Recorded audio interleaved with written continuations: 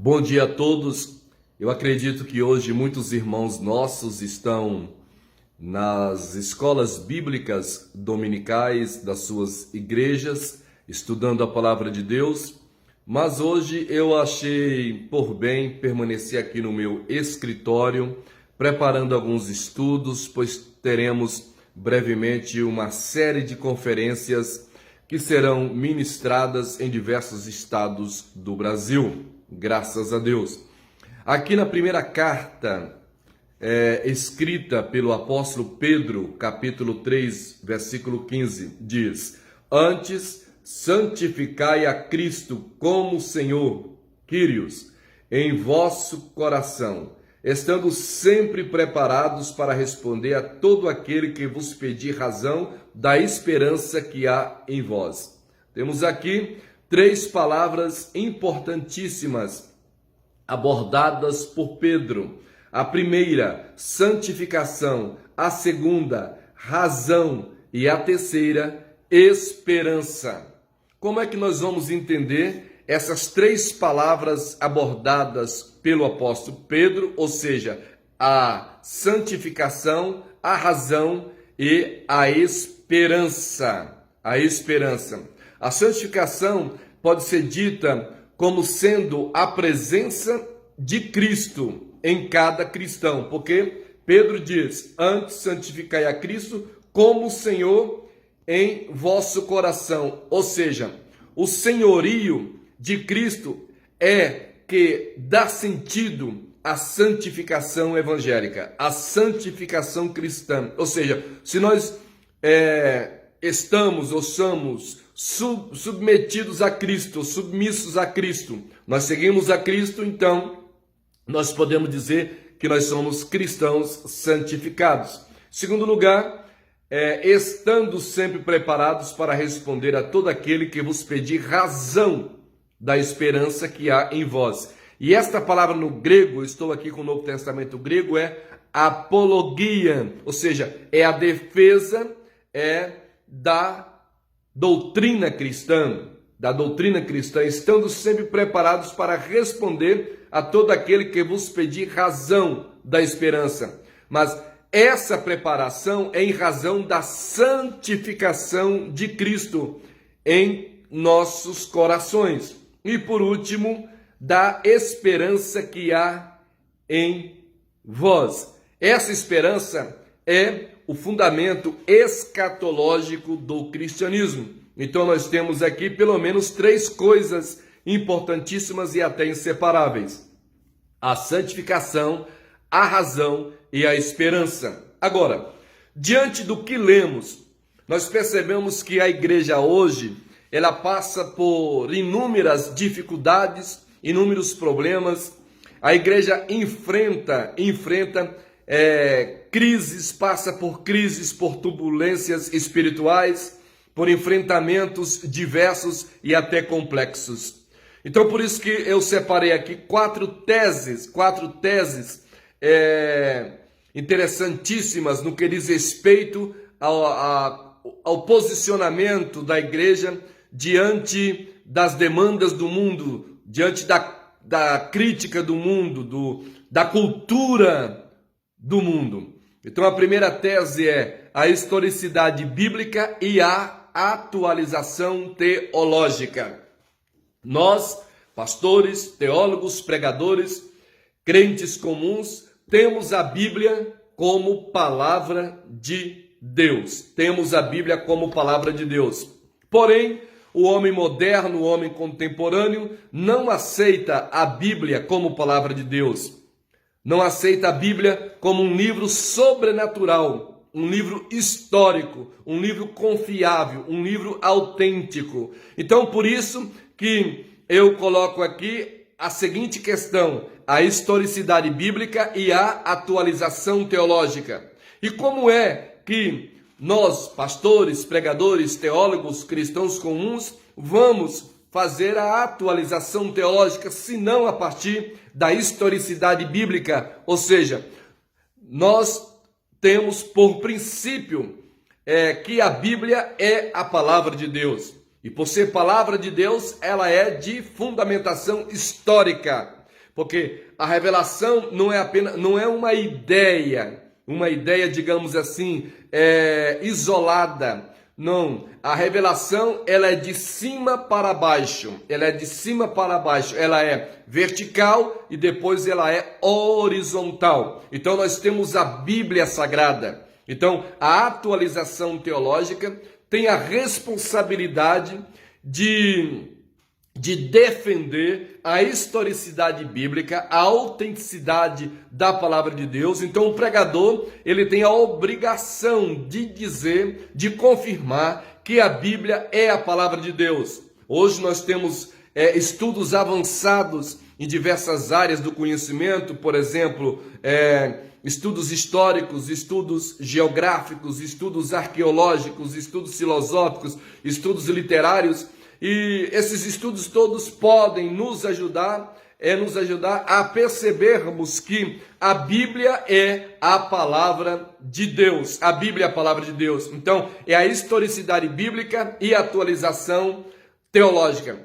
Porque se o pregador não acredita que a Bíblia é de fundamentação histórica, ou seja, tudo que está narrado na Bíblia realmente sucedeu, realmente aconteceu, ou seja, os fatos bíblicos, as experiências que os escritores, os autores bíblicos tiveram com Deus, não foram experiências subjetivas, experiências, digamos, apenas espirituais, não, foram experiências reais, factuais, verídicas, foram experiências concretas. Então, tudo isso é que fundamenta a historicidade da Bíblia. Nós não temos tempo aqui para apresentar argumentos em prol da historicidade da Bíblia, em prol da veracidade da Bíblia, da confiabilidade da Bíblia, da autenticidade da Bíblia, da inerrância da palavra de Deus. Então é a obrigação do teólogo, do pregador, do pastor, ele possuir esses instrumentos, essas ferramentas, essas possibilidades apologéticas de defesa de autenticidade. Por isso que Pedro diz: antes santificai a Cristo como Senhor, Kyrios, soberano, em vosso coração, estando sempre preparados para responder a todo aquele que vos pedir razão, que no grego é logon. E o interessante é que defesa no grego é apologian e razão é logon, preparados para responder todo aquele que vos pedir razão da esperança. Portanto, o cristianismo é uma religião lógica. O cristianismo é uma religião racional. O cristianismo é uma religião confiável. Quando falamos que o cristianismo é uma religião racional, porque hoje a igreja corre o perigo da irracionalidade bíblica, porque muitos cristãos não querem entender a Bíblia, não querem raciocinar a palavra de Deus, mas eles querem tão somente sentir Deus. Então veja que às vezes nós nos preocupamos muito mais com os aspectos sensoriais do que com os aspectos cognitivos. Por isso que a historicidade bíblica e a atualização teológica, esse assunto é indispensável, é fundamental, porque a igreja precisa sim de pregadores santificados, pregadores preparados, pregadores dirigidos pelo Espírito Santo, homens e mulheres capazes de responder questionamentos críticos em relação ao cristianismo, em relação à Bíblia, em relação à historicidade bíblica. Porque o pregador, ele tem essa obrigação de apologética, de defender a palavra de Deus, de confirmar que tudo aquilo que ele está pregando é histórico, é real, é espiritual, é verdadeiro, é lógico, tem fundamento. Então, esta é a missão do pregador. Então aqui nós temos a primeira tese, que é a historicidade bíblica e a atualização teológica. Nós sabemos que disciplinas como arqueologia bíblica, teologia bíblica, história bíblica, exegese bíblica, hermenêutica bíblica. Essas disciplinas sim podem nos ajudar, mas muito mais a razão, o pensamento, o raciocínio. Nós temos que entender e temos que ter uma mente de historiador e não apenas uma mente de teólogo, mas também uma mente de historiador. Porque aqui duas disciplinas são inseparáveis, a história e a teologia. Mas o teólogo depende da história. O teólogo depende da história. Por que ele depende da história? Veja, Lucas, quando escreveu os seus 2 tratados, ele fez o quê? Uma pesquisa. Ele fez uma pesquisa.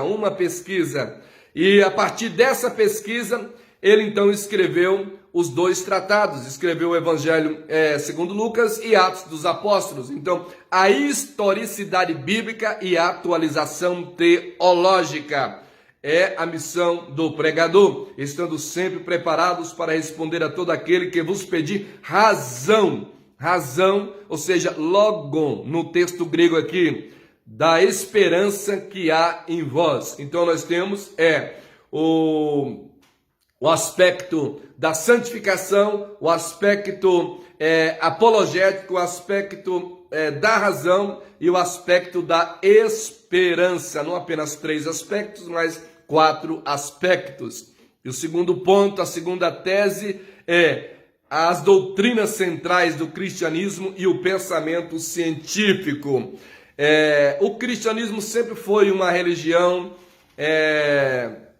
refutada. Muitos tentaram destruir o cristianismo, desconstruir o cristianismo. Doutrinas como, por exemplo, a doutrina da inspiração verbal e plenária da Bíblia, a doutrina do nascimento virginal de Jesus Cristo, ou seja, a doutrina da encarnação, a doutrina da morte expiatória, a doutrina da ressurreição de Jesus Cristo e até mesmo a segunda vinda de Jesus Cristo. Todas essas doutrinas têm sido questionadas, criticadas e até refutadas. Mas a revelação, que é a palavra de Deus, as doutrinas bíblicas que fazem parte da revelação de Deus, elas não têm por necessidade, digamos assim, estarem arraigadas,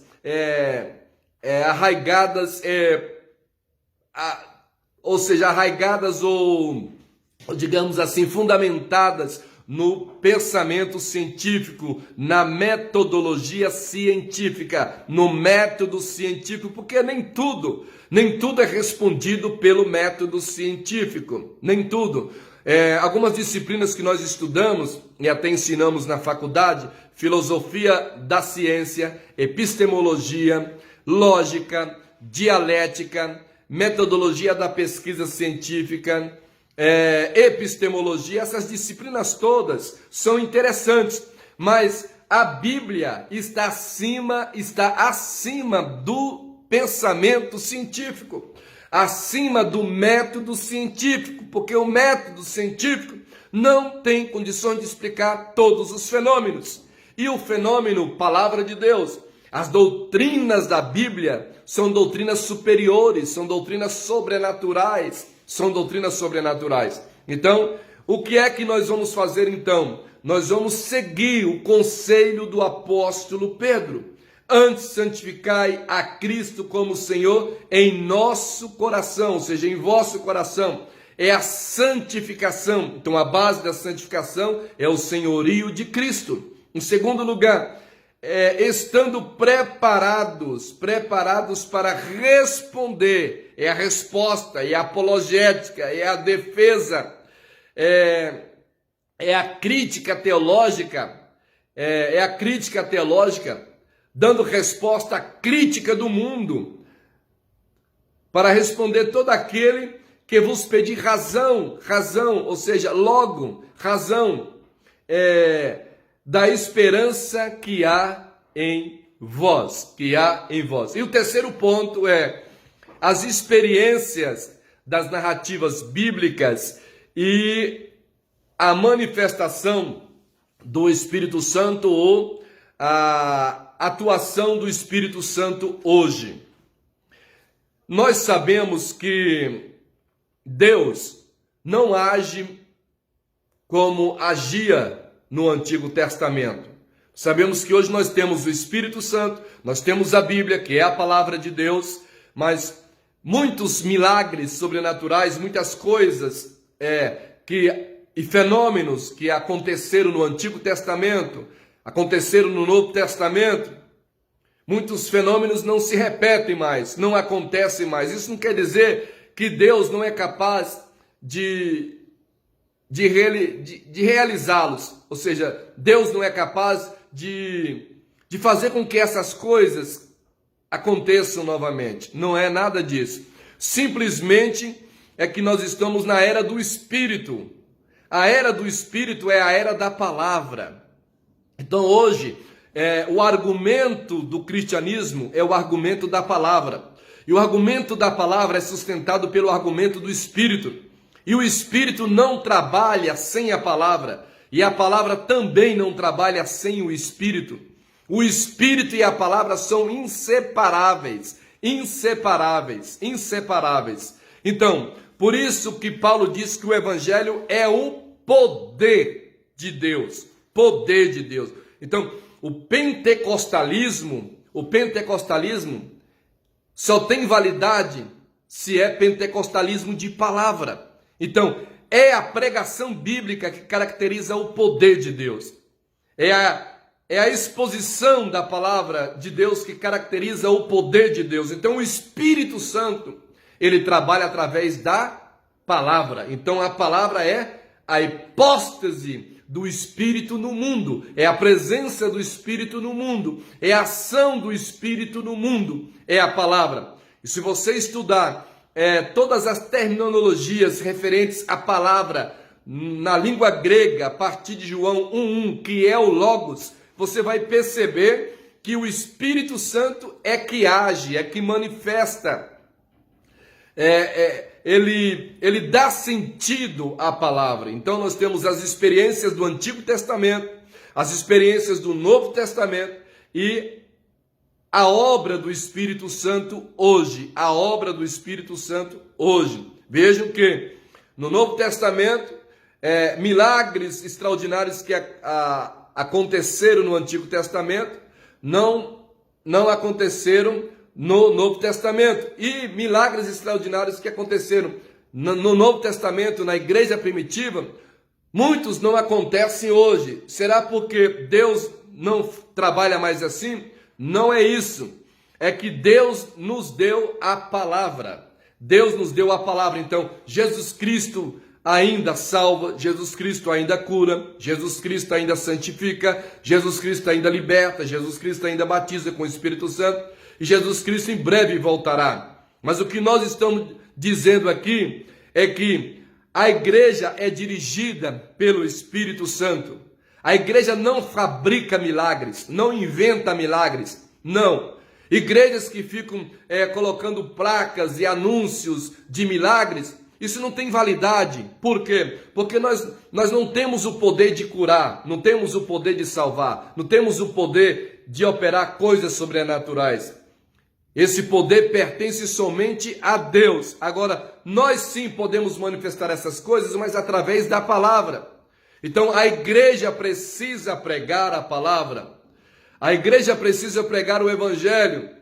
E o cristianismo hoje nacional, o cristianismo hoje brasileiro, é um cristianismo sem Bíblia, um cristianismo sem palavra. É apenas um cristianismo sensorial, um cristianismo de emoções, um cristianismo emocional, um cristianismo de entretenimento. Mas precisamos de um cristianismo cristológico, um cristianismo pneumatológico, um cristianismo bibliológico, um cristianismo da palavra.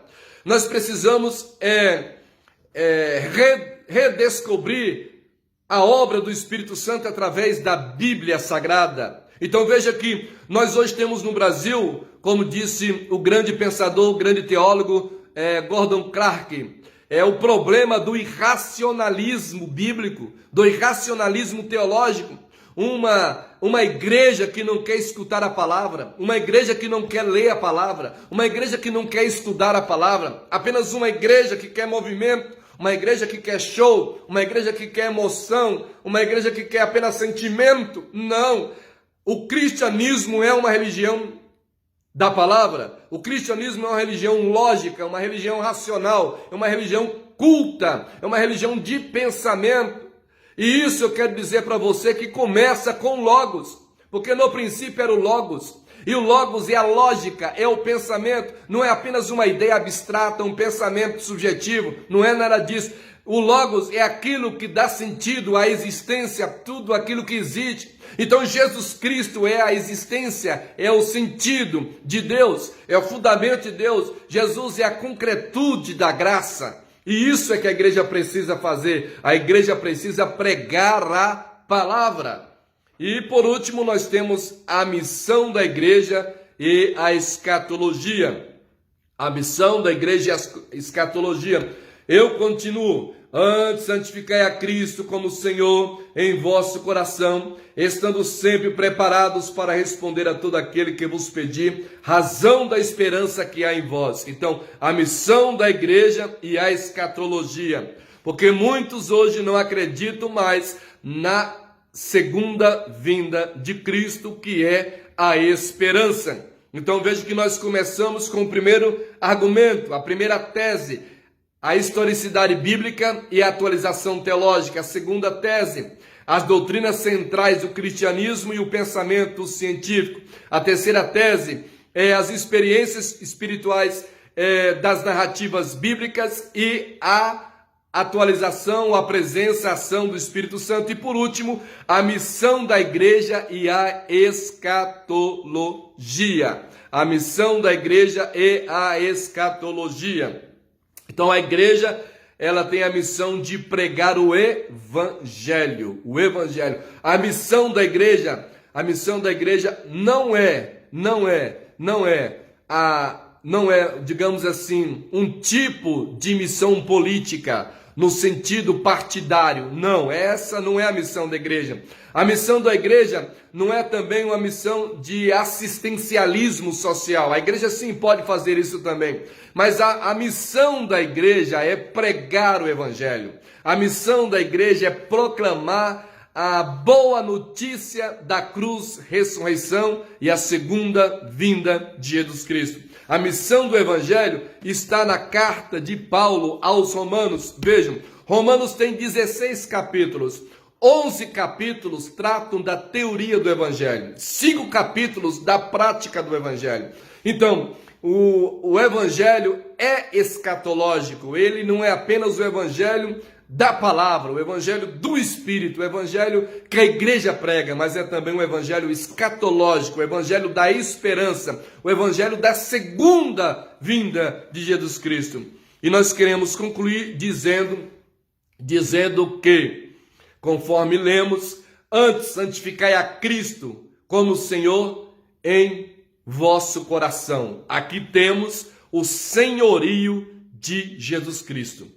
Todos nós somos servos, discípulos, seguidores de Jesus Cristo, filhos adotivos de Deus em Cristo Jesus. Então Jesus é o nosso Senhor, Então não haverá santificação cristã, santificação evangélica sem antes termos ou tomarmos a consciência cristológica, ou seja, Jesus Cristo é o nosso Senhor. E se nós afirmamos que Jesus Cristo é o nosso Senhor, nós não podemos ter outros senhores.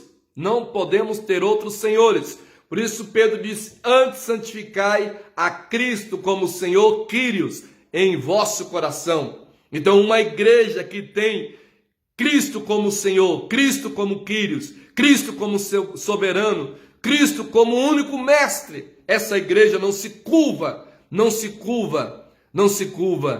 aos prazeres do mundo. Essa igreja não se curva à vontade do mundo. Essa igreja não se curva à razão do mundo, ao pensamento do mundo, às diretrizes do mundo, aos parâmetros do mundo. Não, essa igreja ela se curva somente a Jesus Cristo. Então, não existe santificação cristã sem o senhorio cristológico, sem antes entendermos que Cristo é absoluto e que nós não negociamos a nossa fé, nós não negociamos o nosso relacionamento com Deus, porque nós temos Jesus Cristo como Senhor, Jesus Cristo como soberano, não apenas como Salvador, mas como Senhor, como soberano, como mestre das nossas vidas. Isso sim é santificação. E a segunda parte é estando sempre preparados para responder, que no grego apologia é a defesa. Então, o crente, nós temos que entender uma coisa: o cristianismo é uma religião racional, é também uma religião inteligente. Então, nós temos que sempre defender, nós temos que sempre estarmos preparados, estando sempre preparados para responder. Mas a preparação essa preparação exige o quê? Santificação. Ela exige o senhorio de Cristo. Ela exige um novo nascimento. Ela exige a confiabilidade na palavra de Deus. Ela exige uma vida cheia do Espírito Santo, estando sempre preparados para responder a todo aquele que vos pedir razão. No texto grego, logon, razão da esperança, escatologia, ou seja, a segunda vinda de Cristo, o futuro que há em vós, Então, a igreja, ela tem que estar preparada para enfrentar o mundo, os questionamentos do mundo, as perseguições do mundo. Hoje, no século 21, a única coisa que vai nos dar sustentabilidade, confiabilidade, certeza é a palavra de Deus, é a Bíblia Sagrada, E a palavra-chave aqui é logon, é razão, ou seja, razão, é a razão. E a razão, a nossa palavra, a nossa lógica, o nosso pensamento, o nosso raciocínio é Cristo. Cristo é a razão. Cristo é o raciocínio. Cristo é a esperança. Cristo é a santificação. Cristo é a apologética. Cristo é a certeza. Cristo é a graça. Cristo é a verdade. Cristo é a comunhão. Cristo é a vida. Cristo é o caminho. Cristo é a esperança. Por isso que nós temos que confiar no Senhor. Portanto, a igreja brasileira será uma igreja abençoada se ela se curvar à palavra de Deus, se ela seguir a palavra de Deus, porque hoje a igreja brasileira é uma igreja que está tendo inúmeros problemas, dificuldades por falta de palavra, pastores despreparados, pregadores despreparados, crentes analfabetos de Bíblias, igrejas que não têm mais a direção do Espírito Santo. Muitas igrejas estão funcionando simplesmente por causa da engenharia religiosa, por causa da engenharia econômica da igreja, por causa da administração eclesiástica. Mas a presença do Espírito não existe. O poder do Espírito não existe. A pregação bíblica não existe. Mas se nós queremos viver a verdadeira vida cristã, nós precisamos de todos esses ingredientes apresentados pelo apóstolo Pedro. A santificação,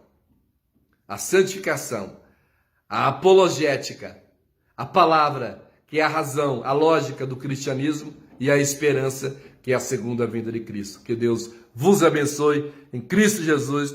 Pastor Roberto Santos, simplesmente assim. Deus vos abençoe.